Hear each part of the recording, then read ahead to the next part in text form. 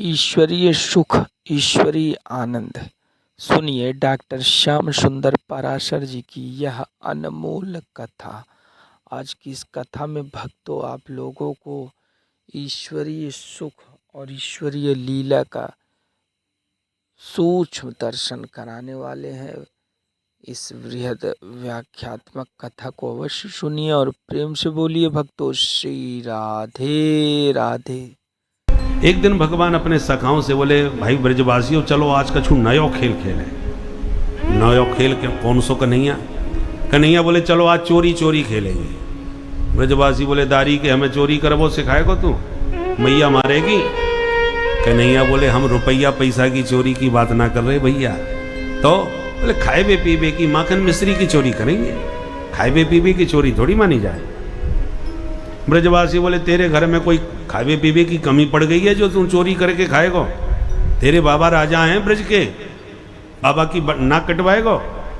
कन्हैया बोले मेरे बाबा के यहाँ कोई कमी ना है, 9 लाख गैया हैं, दूध दही के भंडार हैं। पर या श्रीदामा को देखो या मधुमंगल है देखो, सब 1.5 हड्डी के हो रहे हैं। और जब मैं पूछूं क्यों भैया तुम्हें खावे पीवे ना मिले, कमजोर कैसे पड़ रहे हो, तो सबरे सखा एक ही बात करें, लाला माखन तो हमारे यहाँ भी होवे पर मैया सब बेचे आवे, और जो बच जाए वो खावे को मिल जाए। अब बोलो कितनी गलत बात है। गैयन की सेवा करें हम ग्वाला और गोरस खावे ये मथुरा के लाला। ब्रजवासी बोले तेरी या बात में तो दम है। अच्छा चल कन्हैया तो कौन के घर चोरी करे?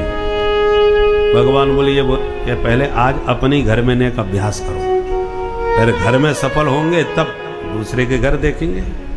ठीक है भाई।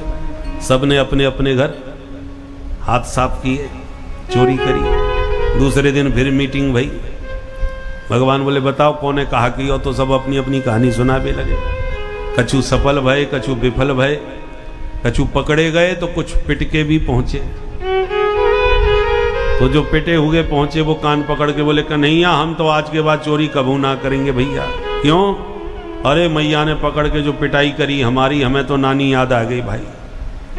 ये बात तो ठीक ना है। कन्हैया बोले चल दारी के तूने पहली बार चोरी करी और पिट के चलो आयो, ठीक से चोरी करबो ना आयो, चल मैं सिखाऊं कैसे चोरी करी जाए।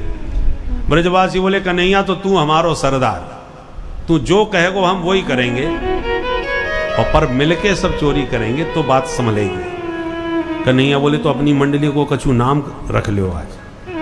कहा नाम होना चाहिए? कन्हैया बोले अपनी मंडली को नाम होगा बाल गोपाल चौर विद्या प्रचार मंडल। बोलो बंसी वारे की जय। सर्वसम्मति से मंडलाध्यक्ष भगवान कृष्ण ही बन गए और बाल गोपाल चौर मंडली की प्रतिष्ठा हो गई। अब सब समूह में चल करके घर घर चोरी करने लगे। अब प्रश्न उठता है भगवान ने चोरी क्यों करी? इसके बहुत से कारण हैं पर उनमें 2 प्रमुख हैं। पहला कारण तो यह है कि ब्रज में गोरस बहुत होता है, दूध दही माखन खूब है, पर इनकम टैक्स के नाम पर आधे से ज्यादा कंस के यहां भेज दिया जाता है। जहां कंस के असुर चाणूर मुष्टिक सल तोसल खा खा करके शक्तिशाली बन रहे हैं, तो भगवान को लगा ब्रज के गोरस का उपभोग कर रहे हैं असुर, शक्ति उनकी बढ़ रही है, इस पर प्रतिबंध कैसे लगाया जाए। तो भगवान अभी बालक हैं, उनकी कोई मानेगा तो है नहीं। तो भगवान ने बाल मंडली इकट्ठी करी और घर घर में ले जा करके सब ब्रजवासियों को माखन खिलाना चालू कर दिया, ताकि ब्रजवासी खा पी करके शक्तिशाली बने।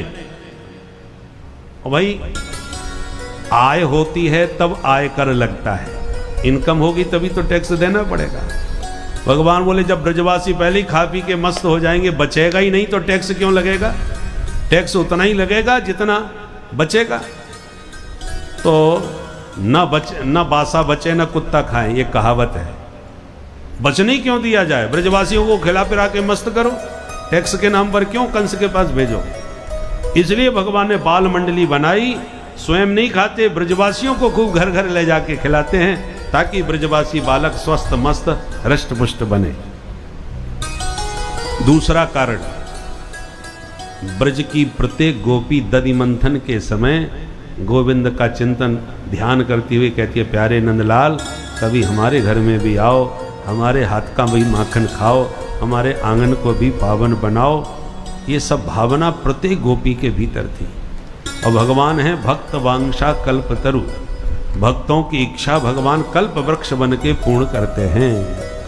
तो जो गोपियां घर घर में गोविंद को बुलाना चाहती थीं, उनका मनोरथ सिद्ध करने के लिए भगवान माखन चोरी लीला के माध्यम से घर घर जाने लगे और गोपियों को बड़ा आनंद आने लगा। इतनी प्रसन्न होती हैं जिनके घर में कन्हैया माखन खाने पहुंचते हैं कि जब नहीं आते खाने के लिए तो दर्शन कैसे किया जाए।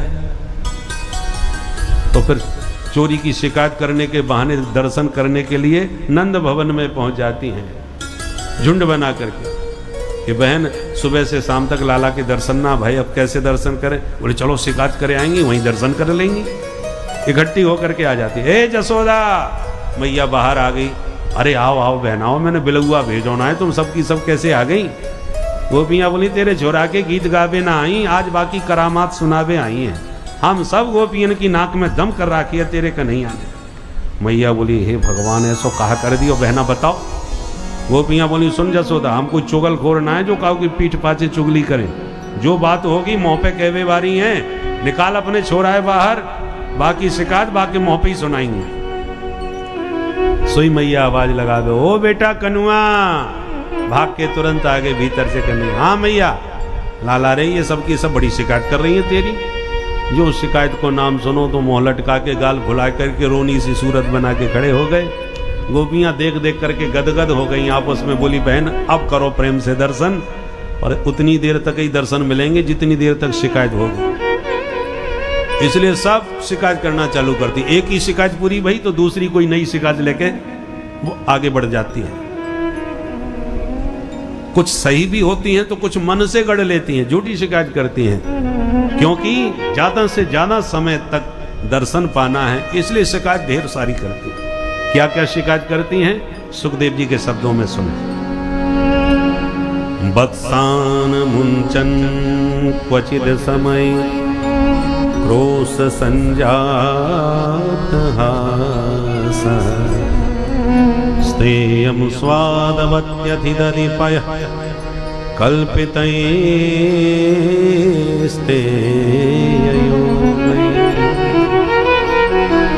मर्कान् भोक्षन् विभजति सचेत् नाति भाण्डं भिनत्ति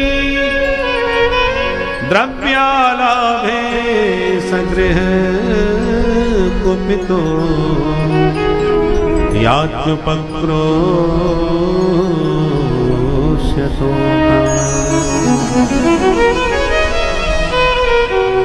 पहली शिकायत बत्सान मुंचन, मैया तेरो छोरा आके सबरे बछड़ा खोल के भग जाए। मैया बोली बहन तो तू गैया दोबे गई होगी तो लाला ने बछड़ा खोल दिए। बोले ना मैया क्वचित असमय, जब गैया दोबे को कोई समय ना हो तब खोल के भगाइए। अब कहने में तो शिकायत कर रही है पर बात बड़े गहरी कह रही है। बछड़ा कौन है? प्रत्येक जीव माया के खूंटे से बंधा है इस संसार में। जन्म मरण की लंबी रस्सी पड़ी है। अनेक जन्मों की साधना करते करते तब इसकी मुक्ति का समय आता है, परंतु कन्हैया हमारे ऐसे हैं जो समय से पहले ही जीव को मुक्त कर देते हैं। इसलिए गोपी कह रही है तेरा लाला असमय में ही बछड़ा खोल के भाग जाता है। ये गोपियां कोई साधारण स्त्रियां नहीं है। गर्ग संहिता में वर्णन आता है कितने प्रकार की गोपियां, कौन कौन गोपियां हैं। श्रुति रूपा, ऋषि रूपा, साधन सिद्धा, कृपा सिद्धा, नित्य सिद्धा, गोलोक वासिनी, दंड कारण के संत, मिथिलापुर की नारियां, यज्ञ सीता, ये सब ब्रज की गोपियां बन करके आए हैं। वेद की ऋचाएं, श्रुतियां गोपी बन करके गोविंद के दर्शन करने के लिए ब्रज में प्रकट हुई हैं। इसलिए श्रुति गोपी कहती है तेरा लाला समय से पहले ही बछड़ा खोल के भाग जाता है, गैया सब दूध, गैया को सब बछड़े सब गैया का दूध पी जाते हैं। इसका मतलब वो जो रसो वैसा रस स्वरूप परमात्मा है, उसका रसास्वादन करना ही जीवन का लक्ष्य है। परंतु साधना के शिखर पर पहुंच करके फिर जीव मुक्त होकर के उस परम रस का अधिकारी बनता है। पर कन्हैया कृपा कर दें तो समय से पहले ही उसको उस परम रस का अधिकारी बनाते हैं। इसलिए भगवान का एक नाम है मुकुंद। मुकुंद का अर्थ क्या होता है? मुक्तिम ददाति इति मुकुंद। जिस जीव पर कृपा करें उसी को मुक्ति का दान कर देते हैं, जिसे जब चाहे मुक्त कर दें। मुक्ति देने का अधिकारी हर कोई नहीं होता। भारत के संविधान में भी भले ही कानून ने आपको फांसी की सजा सुना दी सुप्रीम कोर्ट से, तो अब कोई बचाने वाला नहीं रहा। फिर भी राष्ट्रपति का स्वतंत्र अधिकार है, वो अपनी कृपा के बल पर, दया के बल पर आपको फांसी से बचा सकता है। उसके ऊपर कानून नहीं चलेगा। फिर वो चाहे जिसको बचाए, जिस चाहे जिसको न बचाए। कृपा के ऊपर कानून लागू नहीं होता। उसी प्रकार भगवान का भी कानून है, जैसा करोगे वैसा भरोगे, जो जस करे सो तस फल चाखा। ये कर्म का कानून है। कर्म के अनुसार आपको सुख दुख मिलेंगे। परंतु जब कृपा करनी होती है भगवान को, उस पर कोई कानून काम नहीं करता। जन्म जन्मांतर भजन करते करते बेचारे कितने संत चले गए, उन पर कृपा नहीं भई। और जिंदगी भर बच्चों को मारने वाली बाल घातनी पूतना को मौसी मान के अपने धाम में भेज दिया। तो ये कोई कानून है? कृपा के ऊपर कोई कानून। कृपा भगवान की जो होती है ना, वो घुनाक्षर न्याय से होती है। लकड़ी में घुन से ओम बन गया, घुन लग गया लकड़ी में और घुन ने ओम बना दिया। तो कोई दूसरा चाहे कि मैं भी अपनी लकड़ी पर ऐसे ही घुन से ओम बनवाऊंगा, तो टनों लकड़ी बर्बाद कर दे घुन में, गारंटी नहीं है ओम बनेगा। बनना था बन गया। उसी प्रकार कानून पर, माने कृपा पर कोई कानून कामयाब नहीं होता। ठाकुर जी को जिस पर जो कृपा करनी हो, न जाने कौन से गुण पर दयानिधि रीझे जाते हैं। भगवान किस बात पर रीझ जाए इसका कोई पता नहीं। तो गोपियां शिकायत कर रही हैं, तेरो लाला समय से पहले बछड़ा खोल दे। मैया बोली तो डांट दियो कर, मेरो ही लाला ना है, तू अपनो ही लाला समझ, फटकार दे, डांट दे। दूसरी गोपी बोली मैंने डांट के देख लियो। फिर बोले मैया जब हम डांट में लग जाएं तो ये हमें देख के हंसने लग जाए। भगवान जाने जा कि हंसी में का जादू है, डांटते डांटते हमें ही हंसी आ जाए, सारी गुस्सा ठंडी पड़ जाए। मैया बोली तो एक काम कर, मेरो छोरा तेरे घर पहुंचे तो ये जो मांगे सो दे, और जितनों ये खा जाए और ले जाए, बातें दुगनों हिसाब करके तू मुंह से ले जाए, ना लड़ाई ना झगड़ा। दूसरी गोपी बोली मैया हमारे यहाँ कोई खावे पीवे की कमी ना है, चाहे जितनों खाए, परंतु एक दिन मैंने याकू थाली में परोस के माखन मिश्री सब सामने धर दियो, और मैं हाथ जोड़ के बोली लाला तू शांति से बैठ के खा ले। सो एकदम आंख दिखा के बोलो, ए गोपी तेने कम वही भिखारी समझ रहा को है, मैं कोई भिखमंगा हूँ? तू मेरे घर में आके खा जाइए, चाहे जितनों माखन, मेरे बाबा के यहाँ 9 लाख गैया हैं। मैं बोली जब इतने बड़े बाप को बेटा है तो चोरी काय क्यों करे फिर? तो हंस करके कहता है चोरी के माल में स्वाद ही कछु और होए। अब बता बहन, चोरी करके खावे में स्वाद लगे और परोस के दर दो तो बड़े बाप को बेटा बन जाए। अब तू बता जसोदा कैसे हम या क्यों समझाएं? मैया बोली अपने माट मटका छींके पे लटका दो जैसे ये फूल लटक रहे। नेक सो मेरो कन्हैया जाको हाथ ही ना पहुंचेगो तो कैसे खाई लेगो? एक गोपी बोली जसोदा ये जितनो छोटो उतना ही खोटो, यानी पूरी मंडली बना रखी है। बाल गोपाल चौर विद्या प्रचार मंडल को ये अध्यक्ष है। पूरी मंडली लेके घर में घुसे, तगड़े से छोरा को घोड़ा बनावे, बाकी ऊपर दूसरों खड़ा है जाए, बाकी ऊपर तीसरों, और सबके ऊपर ये अध्यक्ष महोदय विराजमान है जाए। सोई मटकी आया के हाथ लग जाए, चाहे जितने ऊपर लटकाए दो। कल्पित स्तेय हो गई, चोरी करने में बहुत ही कुशल है मैया। एक बोली बहन तू मेरी और सुन ले। अच्छा तू भी सुनाए दे। बोले मैया मेरे घर इतनो माखन है कि कोई कितनो भी खा जाए कमी ना पड़े वे बारी, इसलिए मैंने माट मटका सब आंगन में धर दिए और मैं छुप के बैठ गई देखें ये कितनो खाएगो। मैया याने मेरो आंगन जब सूनो पायो तो ये सारी मंडली लेके घुसायो, याने खुद खायो ग्वालन को खवायो। जब सबन के पेट भर गए तो याने मोहते ऐसी आवाज निकाली कि 50 बंदर मेरे घर पर एकदम टूट पड़े। भगवान जाने बंदरन से कौन सी रिश्तेदारी है, या कि एक आवाज पर सबरे बंदर ब्रज के इकट्ठे है जाएं। तो मरकान भोक्षण याने बंदरन को खवानो चालू कर दियो माखन। अब बता मैया मुंह को बड़ी गुस्सा आई कि बंदरन को खवावे। मैंने सोची कोई बात नहीं, बंदर भी बेचारे जीव हैं, खाए लेने दो, भगवान ने बहुत दियो है। मैं चुपचाप फिर भी सब सहती रही, देखती रही। हद तो तब है गई जब बंदर भी तृप्त हो गए, सबके गले के थैला भी लटक गए, पेट भी भर गए, पेट में जगह ना भई। जब जगह ना बची तो बंदर मटका सूंघ सूंघ करके भाग गए। अब कोई बंदर ना बचो और माखन मेरो फिर भी बच गयो, खत्म ना भयो। तो बचे हुए माखन को मटका याने उठायो और सूंघते सूंघते बोलो राम राम राम, कितनो सड़ो सड़ायो माखन धर राखो, बंदरू ना खावे। ऐसे सड़े माखन को भलो आदमी खा के बीमार ना पड़ जाएगो, का जरूरत है ऐसे सड़े माखन को धरवे की। और यों कह के धड़म मटका पटक के फोड़ फाड़ के भाग गए। अब बता जसोदा, स्वयं खावे, ग्वालन को खवावे, बंदरन को लुटावे और बाके बाद में सड़ो माखन बता के मटका फोड़ के भग जावे। हम कहाँ तक सहन करें। अब मैया सुन सुन के मन में तो हंस रही है पर ऊपर से आंख दिखा रही है। और जब मैया आंख दिखावे तो कन्हैया मुंह लटका के रोनी सूरत बना लें। और जैसी मैया ध्यान से गोपियन की बात सुनने लग जाए तो मैया की ओट में से छिप करके कन्हैया गोपियन को इशारों कर भी लग जाए कि कर लो शिकायत, तुम सबन की एक एक करके खबर ना ली तो मेरो नाम नंद को लाला ना है। आंखों से डांटते हैं। और जब गोपियां कहती हैं मैया देख या कन्हैया को, मैया देखने लगे तो फिर मुंह लटका करके खड़े है जाएं। इत्थम स्त्री भी सभय नयना, मैया की दृष्टि पड़ते ही सभय नयन हो जाते हैं, सभीत हो जाते हैं। और दृष्टि हटते ही गोपियों को छेड़ने लग जाते हैं, आंखों से भ्रकुटी मटका करके चिढ़ाने लग जाते हैं। यही चंचलता को निहारने के लिए ही गोपियां हजारों प्रकार की शिकायतें सुनाती हैं। और अंत में मैया लाला का पक्ष लेके खड़ी हो जाती हैं कि सुनो बहनाओ, मैंने तुम सबकी सुन ली। मेरो लाला चोर है तो काउदना जाके रंगे हाथ चोरी पकड़ के दिखाए, मैं मान जाऊंगा, नहीं तो फालतू में मेरे छोरा की बदनामी मत करियो। भगवान को दो मेरे घर में काऊ बात की कमी ना है जो तेरे घर को माखन खाए जाएगा मेरो लाला।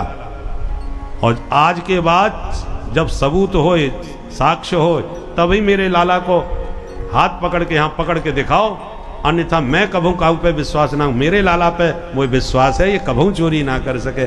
लाला का पक्ष लेके मैया पूरी तरह से जब खड़ी हो जाती है तो कन्हैया खुश हो जाते हैं। और गोपियां बोलती हैं ठीक है जसोदा, तेने छोरा बहुत बिगाड़ लियो, काउदना पछताएगी, अब तेरे पास तभी आएंगी जब जाकू रंगे हाथ पकड़ लेंगी। और यों कह के गोपियां चली जाती हैं।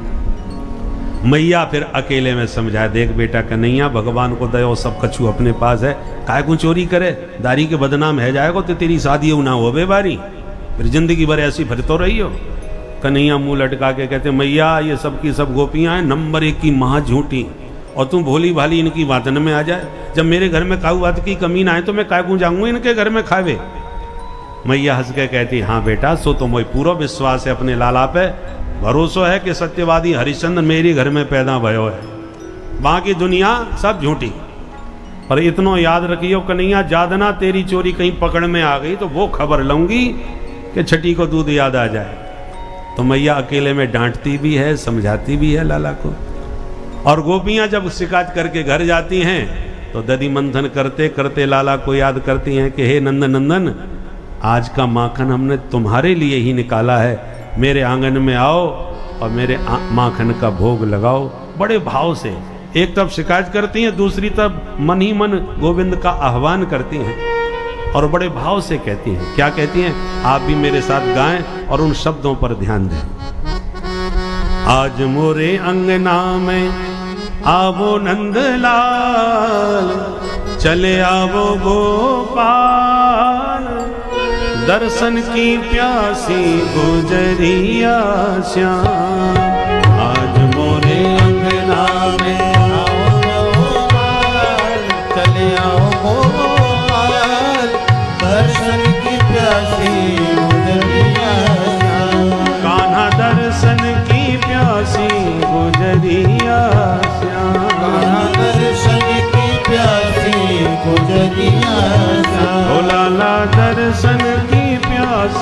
गुजरिया श्याम। लाला दर्शन की प्यासी गुजरिया श्याम।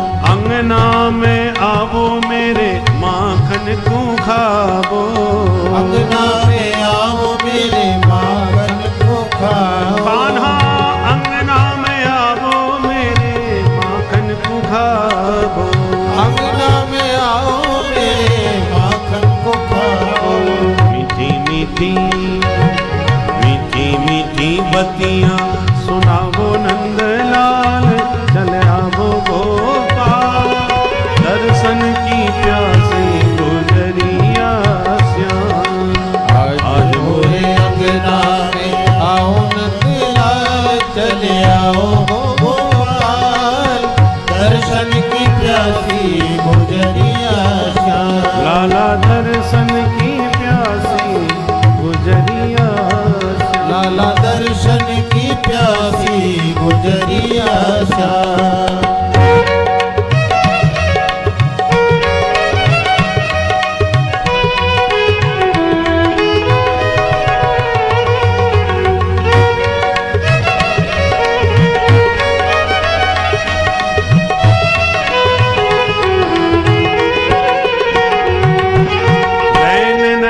सोवे उठी भोर ही बिलोवे दधी। रैन नहीं सोवे उठे भोर ही बिलोवे दधी। रैन नहीं सोवे उठी भोर ही बिलोवे। रैन नहीं सोवे उठी भोर ही बिलोवे। नाचे और गावे नाचे और गावे तो ही कुनंद लाल, तो ही कुनंद लाल, दर्शन की प्यासी गुजरिया श्याम। आज मोरे अंगना में आओ नंदलाल, चले आओ गोपाल, दर्शन की प्यासी गुजरिया श्याम। कान्हा दर्शन की प्यासी गुजरिया श्याम। कान्हा दर्शन की प्यासी गुजरिया श्याम।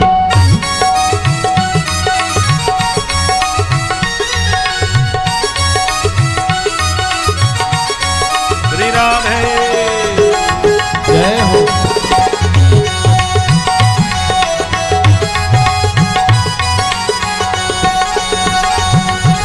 कोरी कोरी मटकिन में धोरी धोरी गैयन को। कोरी कोरी मटकिन में धोरी धोरी गई। कान्हा कोरी कोरी मटकिन में धोरी धोरी गैयन को।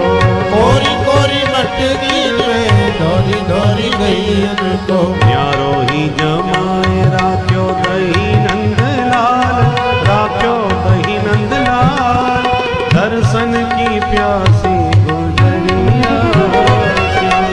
आज मोरे अंगना में आओ नंदलाल, चले आओ गोपाल, दर्शन की प्यासी गुजरिया श्याम।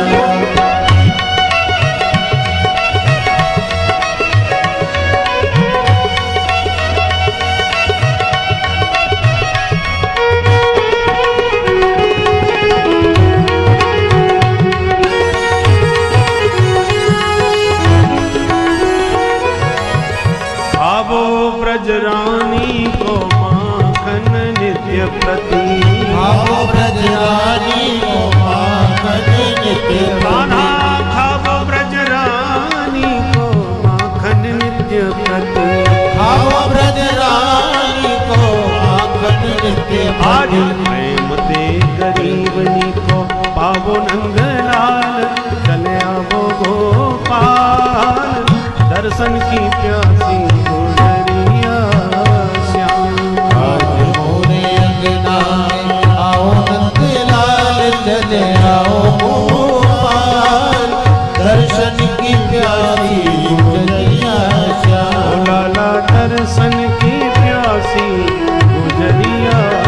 लाला दर्शन की प्यासी गुजरिया श्याम। ओ कान्हा दर्शन की प्यासी गुजरिया श्याम। लाला दर्शन की प्यासी गुजरिया श्याम। बोल माखन चोर भगवान की जय। तो भगवान के यहाँ माखन की कमी नहीं थी। गोपियों के इस भाव को पुष्ट करने के लिए भगवान ने घर घर जाके उनके माखन का भोग लगा के उनका मनोरथ पूर्ण किया। अब एक दिन प्रभु ने सोचा माखन बहुत खा लिया भाई, थोड़ा ब्रज रज का भी स्वाद लेके देखा जाए। ब्रज की रेणु और ब्रज की धेनु और ब्रज की वेणु, तीन का बड़ा महत्व है। भगवान को लगा धेनु तो हम चराएंगे, धेनु माने गाय, और वेणु भी खूब बजाएंगे, परंतु ब्रज रेणु में स्वाद क्या है आज थोड़ा चक्के देखते हैं। तो खेलते खेलते ब्रह्मांड घाट पर जमुना तट पर भगवान गए और सब ब्रजवासी खेलने में जब मस्त हो गए तो कन्हैया धीरे से छुप के अकेले में जाके मिट्टी का डेला मुंह में धर के गटक गए। दाऊ दादा ने देख लिए, क्योंकि मैया कहती थी बलराम जी से कि बेटा अपने छोटे भैया को ध्यान रखियो। तो बलराम जी 24 घंटे दृष्टि रखते हैं कन्हैया के ऊपर। उन्होंने पकड़ लिया, हाथ पकड़ के बोले चोरे लाला तेने मुंह में का धर लियो। कन्हैया बोले अच्छा मोते झूठ बोलेगो, चल तेरी शिकायत करूं मैया ते। हाथ पकड़ के लेके मैया, हाँ बेटा, तेरे लाला ने मैया तेरे कान्हा ने माटी खाई, जसोदा सुन माई। अद्भुत खेल सखन संग खेलो, इतनो सो माटी को देनो, तुरत श्याम ने मुख में मेल्यो। फिर याने गटक गटक गटकाई, जसोदा मैया सुन माई। पूरी शिकायत सुनाई दी। अब मैया घबराई, हे भगवान, कल तक तो छोरा की शिकायत मिलो करती, यानी माखन खा लियो। तो माखन तो खाए की चीज है, खा लियो तो खा लियो। मैं कछु ना बोली या छोरा थे, कछु ना बोली वाह को फल ये मिलो कि आज आने मिट्टी खाई ली।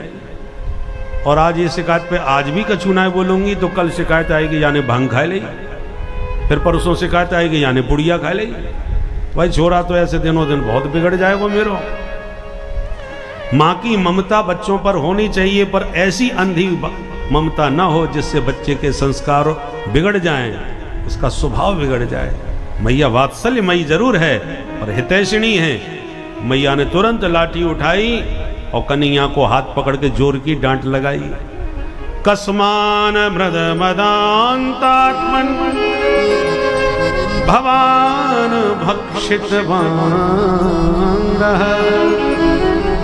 बदंती तावकायेते कुमारास्ते ग्रजो।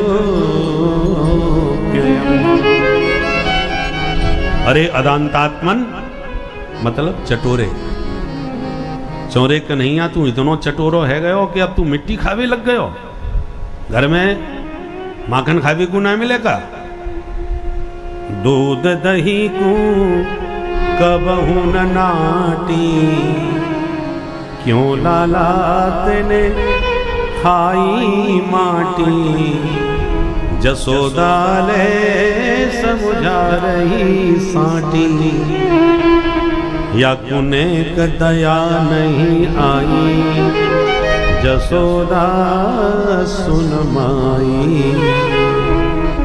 जब मैया ने लाठी दिखाई तो कन्हैया घबराए, मन में सोचा मेरे मुंह में माटी, मैया के हाथ में साटी, आज तो पिटाई पक्की पड़ेगी। तुरंत भगवान हाथ जोड़ के बोले मैया ना हम भक्षितवानंब सर्वे मिथ्या विशंसिनः भो अम्ब अहम न भक्षितवान। अरे मैया मैंने नेक भी मिट्टी ना खाई। मैया बोली तो ग्वाला झूठ बोल रहे हैं? बोले हाँ, सर्वे मिथ्या विशंसिनः, सबके सब मिथ्यावादी हैं, महा झूठे। मैया बोली अच्छा, कल तक गोपियां झूठी, अब तेरे ग्वाला भी झूठे। वो पूरे ब्रज में सत्यवादी हरिश्चंद्र तू अकेलो पैदा भयो है।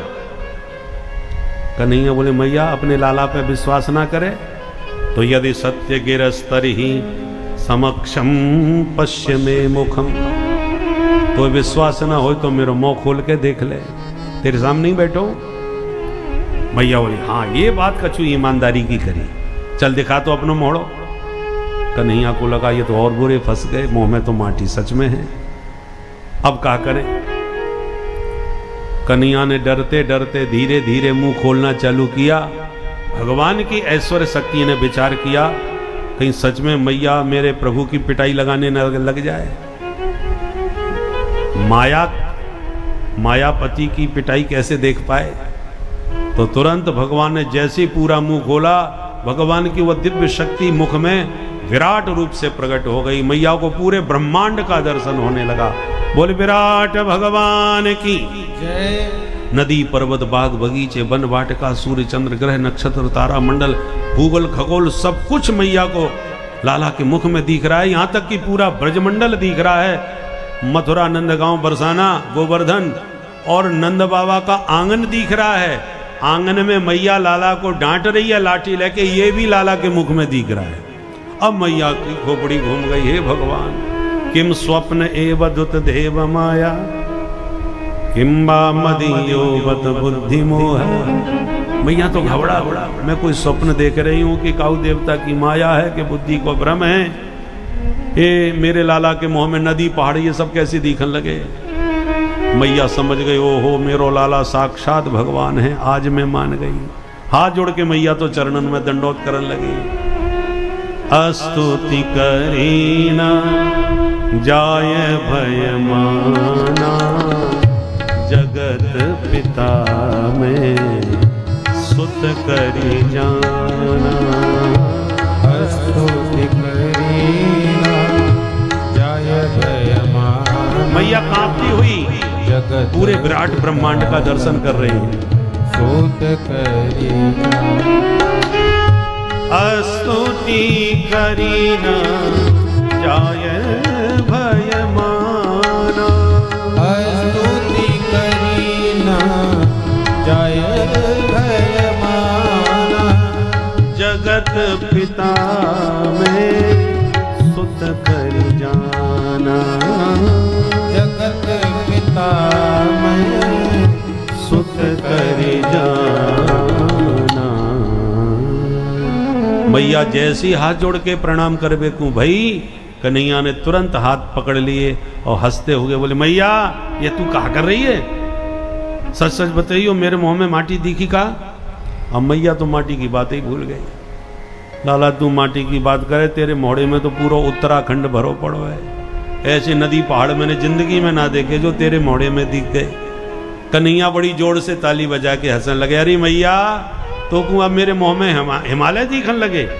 अरे तेरी बुढ़ापे की आंखें खराब है गई होंगी, जनक ठीक से आंख साफ करके दोबारा ठीक से देख।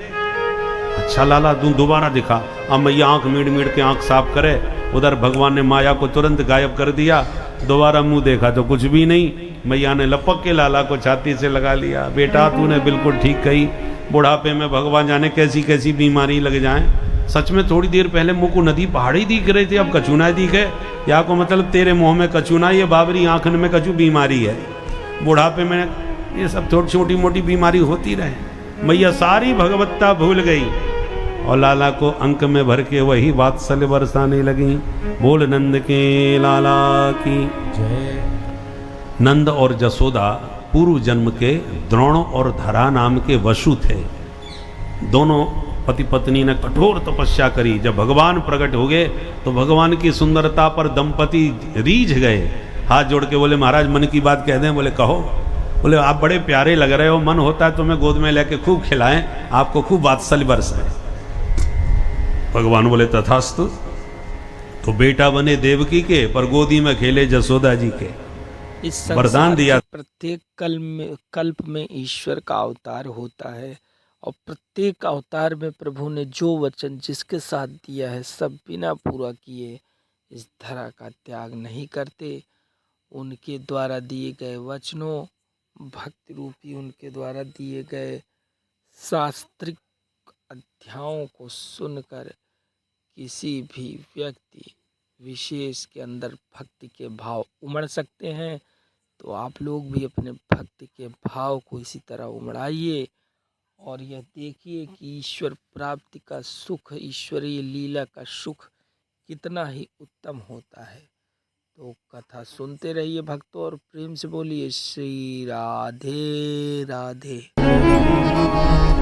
दिवाली के दिन घर के दास दासियों को इधर उधर की साफ सफाई में लगाकर मैया लाला के लिए स्वयं दधि मंथन करने लगी और दधि मंथन करते करते कुछ गुनगुना के लाला के गीत गाने लगी और मन ही मन गोविंद का स्मरण करने लगी। मनसा स्मरंती वचसा गायंती और बपुषा दधि निर्मवंती। भगवान का ध्यान मनसा वाचा कर्मणा एक होके करना चाहिए। मन से सुमिरन, वाणी से गायन और तन से भगवत कैंकर्य सेवा। तो मैया जब इस प्रकार समर्पित भाव से सेवा करने लगी तो सोते हुए लाला जाग गए, भाग के आए, मथानी पकड़ के बोले मैया भूख लग रही है, पेट पूजा कर। तो मैया सब काम छोड़ के लाला को गोद में लेके अपना स्तन पान कराने लगी। तो माँ का दुग्ध पीते कन्हैया धीरे से बोले मैया एक बात पूछूं? हाँ बेटा एक ना है तू 10 पूछ ले। बोले मैया ये बता तो को दूध प्यारो लगे कि पूत? मैया बोली बाबरे ये कोई पूछवे की बात है, मोए अपने पूत से ज्यादा दुनिया में कछु अच्छो ना लगे, दूध दही का चीज है, मेरो पूत सबसे ज्यादा प्यारो। कन्हैया सुन के खुश हो गए, मैया मुझे बड़ो प्रेम करे भाई। इतने में मैया को याद आई कि मैं चूल्हे पे दूध चढ़ा के चली आई, या छोरा की बातन में मैं तो उतार वही भूल गई, मेरो तो दूध उफन गयो होगा। अरे बेटा मेरो दूध गयो पट से लाला को धरती में बैठा के मैया भागी चूल्हे की तरफ दूध उतारवे। कन्हैया के गाल फूल गए। अब हाली कह रही थी पूत प्यारो और दूध को ध्यान आते ही पूते पटक के भाग गई। सुखदेव जी कहते हैं संजात कोपः स्फुरणारुणाधरम। कन्हैया को गुस्सा आ गई। संजात कोपः, दांत कटकटाने लगे और उठायो पत्थर, दूध दही के जितने मटका आंगन में धरे धमाधम सबने फोड़ दिए। अब जब दूध दही फैल गया और आंगन में कीच मच गई, अब कन्हैया को लगा डर, अब मैया ना छोड़ेगी, निश्चित मारेगी।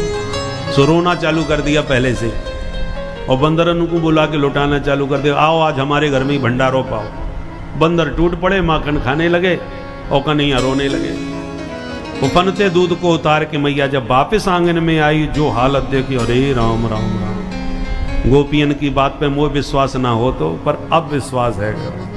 जब मेरे ही घर में यानी मेरी ददिया सास के जमाने के कितने पुराने माट मटका सब कारे कारे चिकने चिकने सब 2 मिनट में फोड़ के बराबर कर दिए, तो और इनके घर कहा कर तो होएगो ये। मैंने दंड ना दियो तो छोरा मेरो उद्दंड है जाएगो।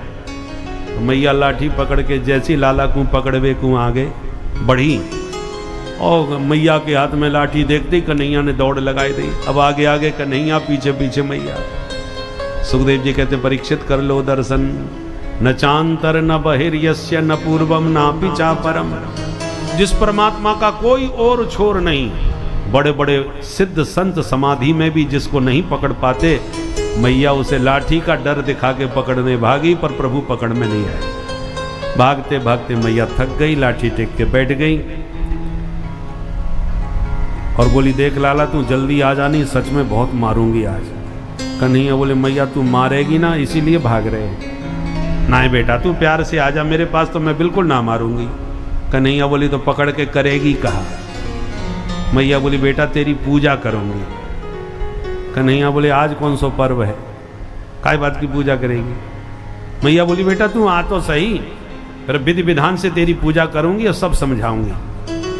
कन्हैया बोले जब पूजा करेगी तो लाठी काकू ले रखी, पूजा पाठ में लाठी डंडा को का काम होए? मैया बोली अरे बेटा बुढ़ापे में तो लाठी सबन को लेनी पड़े, मेरो बुढ़ापो है, मेरी लाठी से डर लगे तो ले, ये मैंने फेंक दी। जैसे ही मैया ने लाठी फेंकी सोई कन्हैया पास में आए गए और पास में आते ही मैया ने गप से हाथ पकड़ लिया, बेटा तू तो घर चल, तेरी तो वो पूजा करूंगी कि छठी को दूध याद आ जाए। मुँह बुढ़ापे में भगा भगा के मेरी हालत बिगाड़ दी तेने आज। अब कन्हैया ने आंख मीड़ मीड़ के रोनो चालू कर दी और इतनी जोर जोर से रोए कि आंखन को जबरदस्ती आंसू निकाल करके काजल जो आंखन को है वो गाल तक फैलाई लियो, जगन्नाथ भगवान जैसी आंखें है गई। मैया को विचार आयो कि ज़्यादा मारबो पीटबो ठीक ना है, और कछु तो दंड दूँ। सो पकड़ के भीतर ले आई और ऊखल के साथ रस्सी में बांधने लगी। मैया जैसी रस्सी बांधे 2 अंगुल कम पड़ जाए रस्सी, मैया दूसरी रस्सी जोड़ के फिर बांधे तो फिर 2 अंगुल कम। तदपि द्व्यंगुलम न्यूनम यद यदा दत्त बंधनम। रस्सी पर रस्सी सैकड़ों जुड़ गई, पर बार बार 2 ही अंगुल रस्सी कम पड़ी। 2 अंगुल की कमी क्या है? बहुत ध्यान से सुने। कोई जीव परमात्मा को पूर्णतः तभी प्राप्त कर सकता है, बांध सकता है, जब 2 कमी पूरी हो जाए। 2 कमी क्या है? तप प्रभावा दैव प्रसाद। जीव अपना प्रबल पुरुषार्थ करे, कर्म करे, और उसके पुरुषार्थ कर्म पर भगवान की कृपा भी हो गए। भगवान कितनी भी कृपा करें, पर आप कर्म विमुख हो करके हाथ पे हाथ धर के बैठे रहोगे, कुछ नहीं होने वाला। और आप कितना भी कर्म करो दिन रात एक, पर जब तक प्रभु कृपा नहीं करेंगे तो भी बात नहीं बनेगी।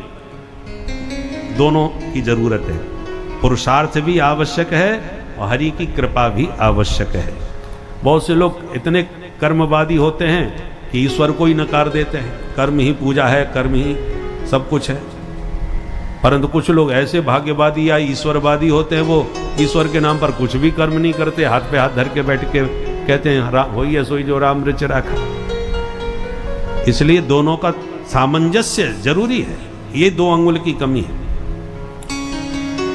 भगवान ने भले ही अर्जुन से कह दिया ये सब मरे हुए पुतले हैं, मैंने सबको पहले ही मार रखा है, तुम्हें तो निमित्त बना रहा हूं, निमित्त मात्रम भव सभ्य साचन, पर लड़ना तुम्ही को पड़ेगा। इस कर्म रूपी कुरुक्षेत्र में अपनों से भी युद्ध करना पड़ता है। जो अर्जुन ने किया वही काम सुग्रीव ने भी किया। सुग्रीव ने भी अपने भाई से युद्ध किया। भले ही भगवान ने प्रतिज्ञा कर दी, सुग्रीव मैं वचन देता हूं कि बाली को मैं मारूंगा, तो सुग्रीव निश्चिंत हो गए, राम जी बाली को मार देंगे, मेरा काम खत्म, शत्रु समाप्त। पर अगले क्षण भगवान कहते जाओ युद्ध करो। ले सरकार आपने प्रतिज्ञा की है उसे मारने की, मुझे लड़ने क्यों भेज रहे हो? भगवान बोले लड़ना तो तुम्ही को पड़ेगा, तुम्हारे साथ मैं खड़ा हूं, पर काम तुम्ही को करना है। इसलिए ईश्वर के नाम पर हाथ पे हाथ धर के कभी नहीं बैठना चाहिए। ईश्वर हमारे साथ खड़े हैं, पर पुरुषार्थ कर्म हमको स्वयं करना पड़ेगा। कर्म कर्तव्य परायण जो जीव होते हैं उनके साथ भगवान की कृपा भी खड़ी है। बोलो राधे राधे राधे राधे। भगवान ने कृपा करने में कोई कसर नहीं रखी। वर्षों बाद सनातन धर्म की ध्वजा फहराती देश में नजर आ रही है, परंतु हमको भी तो कोई अपने कर्तव्य का ध्यान रखना चाहिए कि नहीं।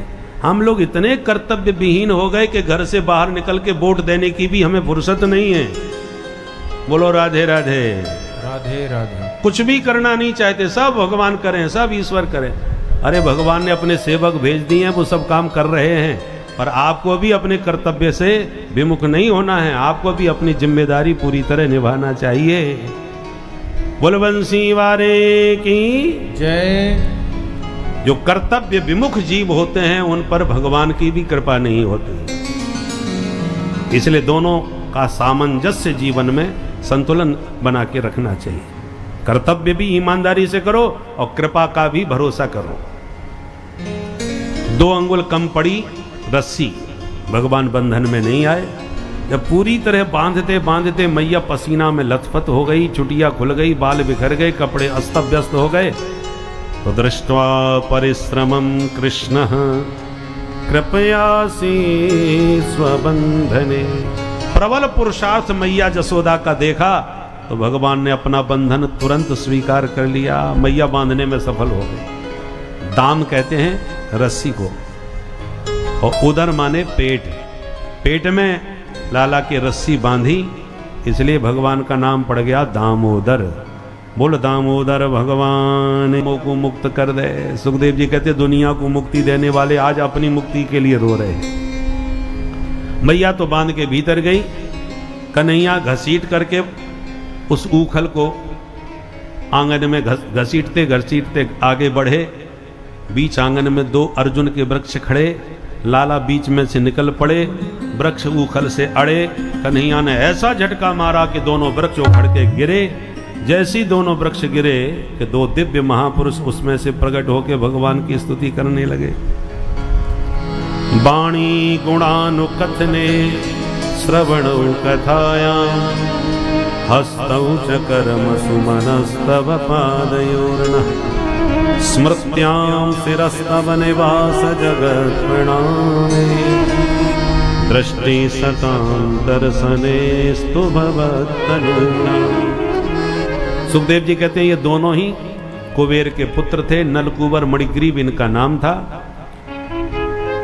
कुबेर माने देवताओं के वित्त मंत्री, तो वित्त मंत्री के बेटा हैं, इसलिए धन की गर्मी 24 घंटे बच्चों के माथे पर चढ़ी रहती थी। धनवान को अभिमान नहीं होता, उनके पुत्र को अधिक हो जाता है, क्योंकि उसने बिना परिश्रम के धन पाया है। इसलिए तो दोनों श्रीमदांध बालक हो रहे थे। कुबेर पुत्र नग्न होकर सरोवर में नहा रहे थे। अचानक नारद जी निकल पड़े। सो नग्नावस्था में नारद जी के सामने खड़े हो गए। महाराज जी दंडोत। सो नारद जी को क्रोध आ गया। निर्लज्ज कहीं के शर्म नहीं आती। शाप देता हूं कि तुम दोनों वृक्ष बन के यूं ही खड़े रहो। सारा नशा उतर गया, चरणों में गिर के रोने लगे। बाबा को दया आ गई, आशीर्वाद दिया, चलो गोविंद तुम्हारा उद्धार करेंगे। आज भगवान स्वयं उखल में बंधे हुए हैं, फिर भी भव बंधन से इन दोनों का उद्धार कर दिया। दोनों स्तुति करे चले गए। वृक्षों के गिरने की आवाज सुन के नंद बाबा भागते हुए आए और उखल में बंधे हुए लाला को तत्काल मुक्त कर दिया। पर इस दुर्घटना से नंद बाबा बहुत चिंता में पड़ गए। तत्काल आपातकालीन मीटिंग बुलवाई। गणमान्य गोप सब ब्रज के इकट्ठे हो गए। बाबा ने निर्णय सुना दियो, भाई ब्रजवासियों, आज मैंने फैसला कर लियो कि मैं या गोकुल में एक दिन भी अब ना रहूंगा। क्यों? बोले आए दिन छोरा के ऊपर कोई ना कोई संकट आवे। आज तो हमारे बाप दादा के जमाने के पुराने वृक्ष ही टूट के छोरा के ऊपर दोनों इकट्ठे गिर पड़े। इसलिए ये जगह ठीक ना है, चलो कहीं और चले।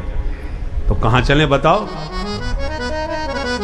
उपनंद बोले भैया मेरी दृष्टि में एक जगह बहुत अच्छी है। कौन सी? बोले वनम वृंदावनम नाम अशव्यम नवकाननम गोप गोपी गवां सेव्यम पुण्याद्री ऋणवीरुधम। बाबा अपने ब्रज में बहुत सारे वन हैं। वृंदावन, निधिवन, बेलवन, कामवन, तालवन, मधुवन, भांडीर वन, पर सबसे प्यारो एक ही वन है, वाको नाम वृंदावन। बोल वृंदावन बिहारी लाल की जय। वृंदावन की महिमा सुन के सब एक स्वर में बोले चलो चलो अभी चलते हैं वृंदावन। छोड़ गोकुल, बैलगाड़ियों में सामान लाद करके चल पड़े ब्रजवासी वृंदावन धाम। और जो वृंदावन की दिव्य शोभा का दर्शन किया, हरी भरी हरियाली, विशाल गोवर्धन नाथ का शिखर, कल कल कल्लोल करती हुई कमनीय कालिंदी का कलरव सुन सुन के माधव मुग्ध हो गए। मैया ते बोले मैया लागे वृंदावन नीको माने, लागे वृंदावन नीको, लागे वृंदावन नीको माने, लागे कैसा है वृंदावन? घर घर तुलसी ठाकुर सेवा, घर घर तुलसी ठाकुर सेवा, घर घर तुलसी ठाकुर सेवा, घर घर तुलसी ठाकुर सेवा, घर घर तुलसी ठाकुर सेवा, घर घर तुलसी ठाकुर सेवा, दर्शन गोविंद जी को, दर्शन गोविंद जी को, लागे वृंदावन नीको माने, लागे वृंदावन लागे वृंदावन नीको मन, लागे वृंदावन नीको। कुंजन कुंजन फिरत राधिका, कुंजन कुंजन फिरत राधिका, कुंजन कुंजन फिरत राधिका,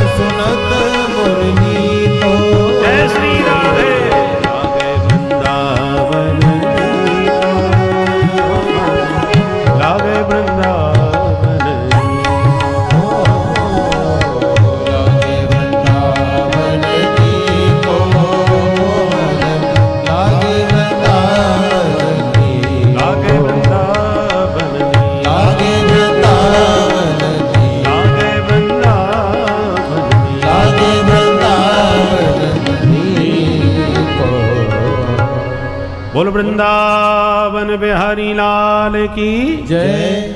कन्हैया बोले मैया अब तो वृंदावन में चराएंगे हम गैया। मैया बोली बेटा गैया बाद में चरा, पहले बछड़ा चरा वो तो सीख ले ठीक से। ठीक है, तो कन्हैया छोटे छोटे बछड़ा घुमाने लगे, चराने लगे। एक दिन बत्सासुर नाम का दैत्य बछड़ा बन के बछड़ों में मिल गया। प्रभु पहचान गए तो पैर पकड़ के उठा के पटक दिया, सो गोविंदाय नमो नमः। एक दिन बकासुर बगुला बन करके आया, भगवान को खाने का प्रयास किया, भगवान ने उसका मुंह पकड़ के बीच में से चीर दिया, सो गोविंदाय नमो नमः। एक दिन अघासुर अजगर का रूप बना करके बैठ गया, मुंह फाड़ के। ब्रजवासी भोले वाले उसके खुले हुए मुख को गुफा समझ के उसके मुंह में घुस गए। इतना विशाल काय अजगर बना। भगवान ने देखा ब्रजवासी सब घुस गए तो भगवान भी घुस गए सबसे बाद में। जैसे ही प्रभु ने प्रवेश किया इसने तुरंत मुंह बंद कर लिया तो सब बेहोश हो गए। भगवान सरक सरक के इसके पेट में उस स्थान पर पहुंच गए जहां से ये श्वास ले रहा था, छिद्र में। उसी छिद्र में घुस के भगवान ने उसका पूरा छिद्र रोक दिया। बिना छिद्र के श्वास नहीं ले सका, बिना श्वास के छटपटा गया। थोड़ी देर में इसके प्राण पखेरु उड़ गए, ब्रह्मरंध्र फोड़ करके। भगवान ब्रजवासियों को निकाल के उसी छिद्र से बाहर लाए। अमृतमयी दृष्टि से निहारते ही ब्रजवासी स्वस्थ होकर के खड़े हो गए। पर आज अघासुर मरा। 1 साल के बाद ब्रजवासियों ने घर में कहा, मैया तेरे कन्हैया ने आज अघासुर मार दियो। परीक्षित चौंके। 1 साल के बाद क्यों कहा? सुखदेव जी कहते हैं सुन। जब बाहर निकले तो ब्रजवासी बोले, कन्हैया बड़ी जोड़ की भूख लग रही है, चलो चल के भोजन करें। तो यमुना के तट पर ब्रजवासियों के साथ बैठ के भगवान भोजन कर रहे थे। पीताम्बर कमर में बांध लिया और दही भात हथेली पर रख दिया, फलों का अचार उंगलियों में दबा लिया, आम का, नींबू का, मिर्ची का, टेंटी का, खट्टे मीठे अचार के साथ दही भात खा रहे हैं और ब्रजवासियों को खिला रहे हैं। और देवता सब निहार रहे हैं और ब्रह्मा जी देख करके मुंह बिगाड़ रहे हैं, ये कैसा भगवान है, सबका जूठा खा रहा है। उस ग्वाले का लड्डू खा लिया, उसका अचार जूठा खा लिया, मुझे नहीं लगता ये भगवान है, मैं इनकी परीक्षा लूंगा। तो धीरे से आए और भगवान के सारे बछड़े चुरा के चले गए। भगवान ने देखा बछड़े गायब। ब्रजवासियों तुम भोजन करो, मैं देख के आऊं कहां गए बछड़ा। और जैसे ही भगवान बछड़ा देखने भागे, ब्रह्मा जी ब्रजवासियों को भी उठा के ले गए। अब उधर बछड़े भी गायब, इधर ब्रजवासी गायब। भगवान समझ गए ब्रह्मा बाबा की करतूत है, चोरन के घर में चोरी, हम चोरन के सरदार, ये बाबा हमारी परीक्षा ले आ गए। भगवान ने तुरंत संकल्प किया और उतने ही बछड़े, उतने ही ब्रजवासी ज्यों के त्यों बन के भगवान तैयार हो गए। सर्वम विष्णुमयम जगत, इस महावाक्य को चरितार्थ कर दिया। बछड़े भी भगवान, ब्रजवासी भी भगवान। अब केवल शरीर मात्र नहीं बनाया, स्वभाव भी वैसा ही। स्वभावियत वैसा नहीं बनता तो पकड़े जाते नकली है। और केवल सकल सूरत स्वभाव ही नहीं, कपड़े भी भगवान बने हैं, क्योंकि कपड़े नहीं होते तो कैसे जाते घर, सबके सब कपड़े भी भगवान बने। और कपड़े ही नहीं, उनके गले में किसी के सोने की चैन थी, किसी के हाथ में सोने की अंगूठी थी, वो आभूषण भी भगवान बन गए। आभूषण नहीं बनते तो घर में सबकी पिटाई होती कि वो कहाँ चैन छोड़े आया, अंगूठी कहाँ गई। इसलिए सुखदेव जी कहते हैं सर्वम विष्णुमयम गिरोंग बदजह सर्वस्वरूपो बभू, सब कुछ भगवान बन के तैयार। और 1-2 घंटे के लिए नहीं, 1 वर्ष तक प्रतिदिन घर गए, प्रतिदिन वन में आए, सारी लीला ज्यों की त्यों चलती रही। असली ब्रजवासी, असली बछड़े कहाँ हैं किसी को नहीं मालूम, यहां तक कि बलराम जी को भी पता नहीं चला। जब 1 वर्ष पूरा होने को आया तब बलराम जी को पता चला ये मामला क्या है। भगवान ने बताया तब दाऊ जी समझ पाए। अब ब्रह्मा जी को लगा चल के देखूं कृष्ण कैसे ब्रज में खेल रहे हैं।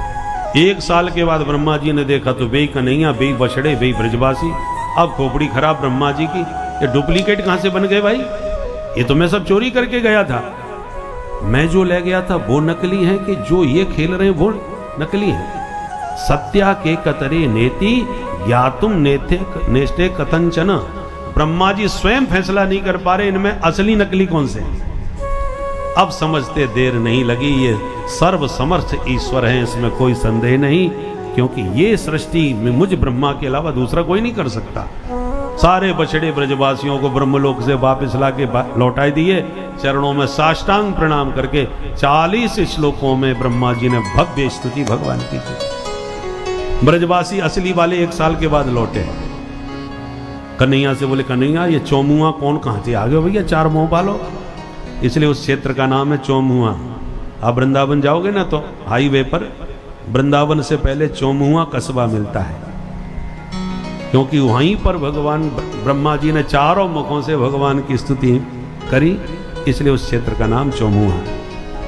नौमीड्यते भ्रवपुषे तडिदंबराय गुंजावतंस परिपेक्षल सन्मुखाय वन्यस्रजे कवल वेत्र विषाण वेणु लक्ष्मश्रिये मृदुपदे पशुपागजाय।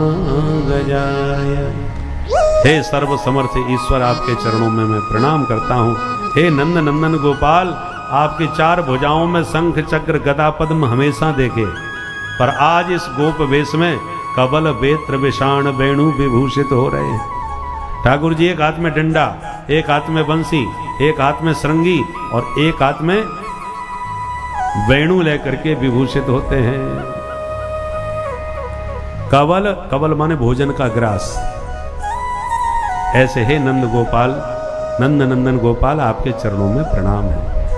बड़ी देर तक स्तुति की, भगवान कुछ नहीं बोले, चुपचाप खड़े रहे। कोई बड़ा अधिकारी आपको डांट के फटकार के कुछ कह दे तो ज्यादा खतरा नहीं है, उसने अपना क्रोध कह सुन करके शांत कर लिया। पर वो आपसे बोलना ही बंद कर दे और एकदम मौन हो जाए तो ज्यादा खतरनाक है। उसके दिमाग में क्या चल रहा है ये पता लगाना बड़ा मुश्किल होता है।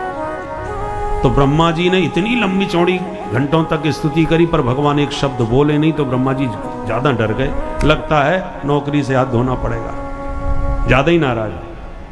तो ब्रह्मा जी भगवान के ब्रजवासियों की स्तुति करने लगे। प्रभु, इन ब्रजवासियों के भाग्य की कौन सराहना करे। यन मित्रम परमानंदम पूर्णम ब्रह्म सनातनम। पूर्ण ब्रह्म परमात्मा जिनके सखा बन के खेल रहे हैं, उन ब्रजवासियों का सौभाग्य कौन कह सकता है। मैं सृष्टिकर्ता विधाता आपकी कृपा कटाक्ष को तरस रहा हूं और ये आपके साथ कबड्डी खेल रहे हैं, कुश्ती में आपको पटक रहे हैं, कान पकड़ के अपना घोड़ा आप बना के आपके कंधों पर चढ़ रहे। मैं तो कहता हूं सरकार है, ये ब्रह्मा की गद्दी पर किसी और को बैठाओ, मुझे तो ग्वाला बना के अपनी इसी मंडली में भर्ती कर लो। ये सृष्टिकर्ता विधाता। कर जोरे ब्रह्मा खड़े सुनहु नंद के लाल, देव ब्रह्म पद और को हमहु करो ब्रज ग्वाल। ब्रज का ग्वाला बनने के लिए ब्रह्मा जी ने ललचाए हैं, और भगवान बोले नहीं। ब्रह्मा जी 3 परिक्रमा लगा के भाग गए। वैसे नारायण की 4 परिक्रमा देनी चाहिए। पंच देवताओं की परिक्रमा के अलग अलग विधान है। देवी माँ की एक ही परिक्रमा देनी चाहिए। कोई भी शक्तिपीठ हो दुर्गा जी की तो उसमें 1 परिक्रमा लगाओ, परंतु शिव यदि सूर्य मंदिर हो तो 7 परिक्रमा लगाओ, गणेश जी का मंदिर हो तो 3 परिक्रमा लगाओ, लक्ष्मी नारायण का मंदिर हो तो 4 परिक्रमा लगाओ, और भोले बाबा का मंदिर हो तो आधी परिक्रमा लगाओ। इधर से जाओ उधर निकल जाओ, पूरी परिक्रमा नहीं देनी चाहिए। एका चंड्या रवौ सप्त तिस्त्रः कार्या विनायके हरेश चतस्त्र कर्तव्या शिवस्यार्धम प्रदक्षिणा। ये प्रदक्षिणा का विधान है। तो सृष्टिकर्ता विधाता 3 परिक्रमा क्यों लगा गए? क्योंकि वो घबरा गए, और इतने घबरा गए कि 4 की जगह 3 ही दे के भाग गए, इसलिए 3 परिक्रमा लगाई। सुखदेव जी कहते हैं राजन, असली ब्रजवासी आज घर पहुंचे, इसलिए घर जाके बोले मैया तेरे कन्हैया ने आज अघासुर मार दियो। तो भगवान को हंसी आई। साल भर पुरानी घटना बेचारे आज की यही समझ रहे, उन्हें पता ही नहीं चला कहां थे हम। अब कन्हैया बोले मैया अब तो चराए हम गैया। तो मैया ने मुहूर्त निकलवाया, कार्तिक शुक्ल अष्टमी और बुधवार, जिसको हम गोपाष्टमी कहते हैं, जो दिवाली के बाद आती है। उस दिन से भगवान ने गौचारण प्रारंभ किया। इसलिए गोविंद के भक्त और गायों के भक्तों को गोपाष्टमी के पर्व पर गौ माता की विशेष पूजा करनी चाहिए, उससे गोविंद बहुत जल्दी प्रसन्न होते हैं। वैसे तो हमारे यहाँ विधान है गौ माता का नित्य पूजन करने के लिए। जब भी घर में भोजन बने तो पहली रोटी गौ माता के लिए निकालनी चाहिए, अंतिम रोटी जो बचे उसे कुत्ते को खिलाना चाहिए। ये हमारी परंपरा है। अंतिम रोटी जो भी व्यक्ति खाएगा उसकी मोटी बुद्धि हो जाएगी, इसलिए अंतिम रोटी घर में कभी नहीं खाना चाहिए। और पहली रोटी गौ माता को खिलाने से अन्न के सारे दोष दूर हो जाते हैं, इसलिए पहली रोटी भी नहीं खाना चाहिए। परंतु आजकल तो बहुत सी माताएं गिन के बनाती हैं, तुम कितनी रोटी खाओगे, तुम कितनी खाओगे, तो कुल मिला के 14 रोटी में काम चल जाएगा, है? तो ऐसे नहीं बनाना चाहिए। हमेशा भोजन ऐसा बनाओ, पहली रोटी गाय की, अंतिम रोटी कुत्ते की, और एक रोटी कौओं को भी खिलानी चाहिए। वैसे तो 5 का विधान है शास्त्र में, इसको कहते हैं बलवैश्य देव। 5 रोटी, एक रोटी गाय की पहली, एक रोटी कौओं की, और एक चींटियों को भी कुछ खिलाना चाहिए आटा, और एक रोटी मान किसी की अतिथि को जरूर, अतिथि में या तो पेट भर के भोजन करो, फिर कहना ही क्या, कोई ना कोई अतिथि अभ्यागत के लिए भोजन जरूर रखना चाहिए घर में, जब भी कोई आ जाए तो उसको खिला सके। और फिर अंतिम रोटी कुत्ते की। ये इसको कहते हैं बलवश्य देव। जिस गृहस्थ के घर में ये 5 बलि चढ़ाई जाती है, इसको बलि माने खिलाना, बलि का अर्थ दूसरा मत लगाना। तो ये 5 ग्रास जो खाता है गृहस्थ के घर में, उस गृहस्थ के घर में पाप का लेश नहीं रह जाता। अन्न में जो दोष होते हैं, धन में जो दोष होते हैं, वो सारे अन्न और धन के दोष की निवृत्ति हो जाती है। इसलिए शास्त्र की आज्ञा है कि गाय को, कुत्ते को, चींटी को, अतिथि को और कौए को प्रतिदिन भोजन कराना चाहिए। कौए को खिलाने से पितर प्रसन्न होते हैं, पितरों को, पूर्वजों को प्रसन्नता होती है, और ये सब कारण है। इसको बलवश्य देव का विधान कहा गया है। सुखदेव जी कहते हैं, राजन इस प्रकार से क्षणार्धम मैंने रेर भका। तो भगवान ने अब गैयां चराना प्रारंभ कर दी। अभी तक बछड़ा चरा रहे थे, अब बड़ी गाय चराने लगे। गाय चराते एक दिन तालवन में घुस गए, और तालवन इतना खतरनाक जंगल था जहां पर धेनुकासुर घूमता था गधा बन करके। उस बगीचे में हजारों फल वृक्षों में लटके थे, परंतु खाने वाला कोई नहीं, क्योंकि डर के मारे कोई जाता नहीं था। आज ब्रजवासी पहुंच गए, फलों को देख के मन ललचाया। दाऊ दादा, आज या बगीचा के फल तोड़ के खवा दोगे तो मान जाएंगे, पर इतना ध्यान रखना धेनुकासुर घूम रहा है। दाऊ जी बोले चिंता मत करो, हम सब देख लेंगे। घुस गए। दाऊ जी ने प्रवेश करके फलों से लदे वृक्ष को हिलाया, फल टपके, धेनुकासुर गधा बन के आया, एक दो लत्ती लगाया। दाऊ जी ने उसके दोनों पिछले पैर पकड़ के घुमा के पटक दिया। गोविंदाय नमो नमः। अब तो सारे ब्रजवासी दाऊ दादा की जय जयकार करने लगे। और दिन हमेशा कन्हैया की जय जयकार होती थी, आज पहली बार दाऊ दादा की जय जयकार ब्रजवासियों ने करी, और फल खाए और तोड़ तोड़ के पोटली में बांध के घर ले आए। घर आते ही बोले मैया, बोलो बेटा। कन्हैया बोले मैया, आज दाऊ दादा ने बहुत गजब कर दियो। कहा कर दियो? अरे मैया बस पूछे ही मत। अब दाऊ जी मन में गदगद हो रहे हैं, आज हमारी खूब जय जयकार प्रशंसा हमारी ही चल रही है। मैया तुरंत बोली बेटा बता तो सही, कहा कर दियो? कन्हैया बोले सुन मैया, आज मेरे दाऊ भैया ने एक गधा मार दियो। अब मैया को बड़ी जोड़ की हंसी आ गई। चौरे बेटा बलराम, तू गधा मार तो फिरे। अब दाऊ जी का भयंकर मूड खराब। मैया तू समझा ले या कन्हैया है? अरे मैंने गधा ना मारो, बड़ो भारी राक्षस गधे के रूप में आयो, तो मैंने बाकू ठिकाने लगायो, सबन को मीठे मीठे फल खवाए, और ये मेरा उपहास उड़ावे। आज के बाद मैं या के संग बिल्कुल ना जा सकूं। नाराज हो गए। मैया बोली बेटा बलराम, कल तेरो जन्मदिन है, धूमधाम से मनाऊंगी घर में, तू काऊ के संग कहू मत जाइयो। वैसे बलराम जी कभी कन्हैया का साथ नहीं छोड़ते थे, पर दूसरे दिन नाराज हो गए तो नहीं गए।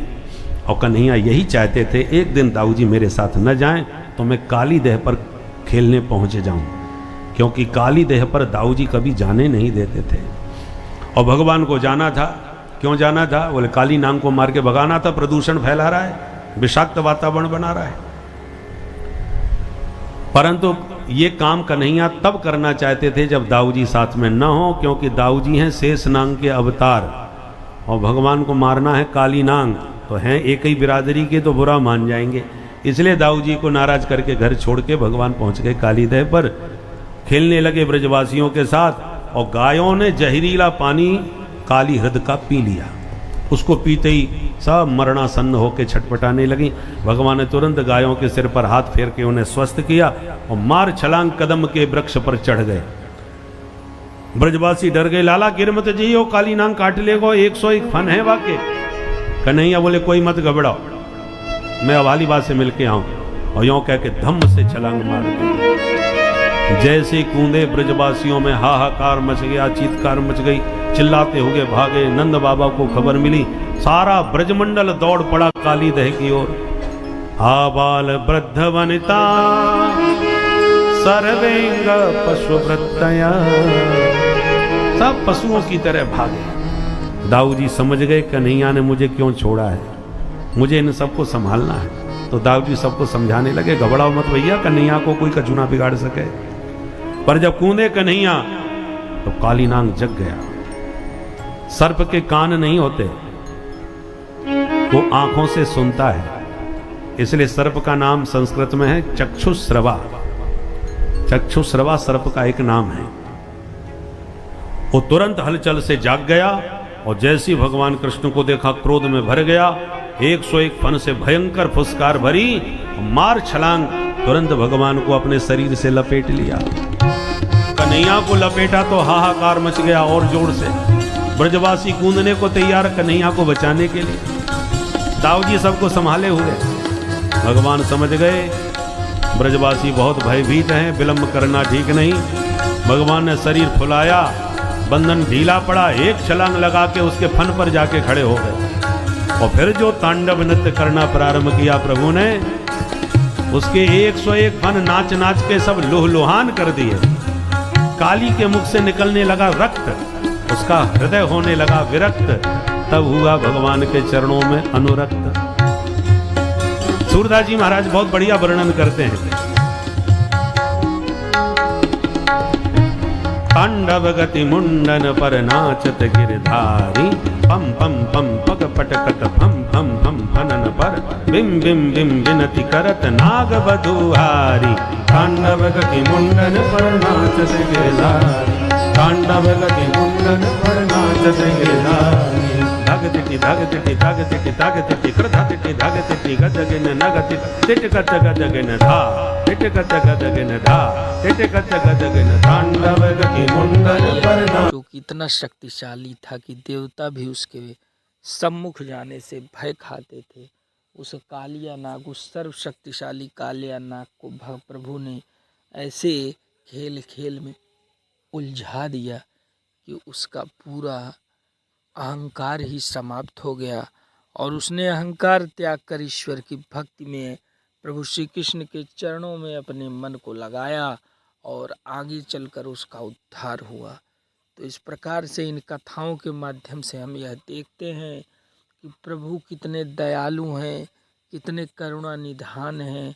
हमें प्रभु की शरण में जाना चाहिए, उनकी भक्ति करनी चाहिए। यदि इस कथा को देखकर आपके अंदर भक्ति की कुछ भावनाएं आती हैं, तब तो हमारी कथा सार्थक होती है, किंतु यदि नहीं आती तो यह एक बहुत ही विचारणीय तथ्य है। तो आगे की जो बची कथा है उसको भी ध्यान से सुनते रहिए भक्तों, और प्रेम से बोलिए श्री राधे राधे। गिरधारी तांडव गति मुंडन पर नाचत गिरधारी। सूरदास प्रभु की वाणी किंग किंग किन्हु न जान, चन चन चन चरण परत निर्भय कियो काली। तांडव गति मुंडन पर नाचत गिरधारी, तांडव गति मुंडन पर नाचत गिरधारी, नाचत गिरधारी, नाचत गिरधारी। बोल काली मर्दन भगवान की जय। इतना अद्भुत नृत्य किया, उसके 101 फन सब लुहुलुहान कर दिए। नाग पत्नियां घबरा गईं और हाथ जोड़ के भगवान की स्तुति करने लगीं। न्यायो हि दंड कृत किल विशेषमिन्, तभावतार खल निग्रह।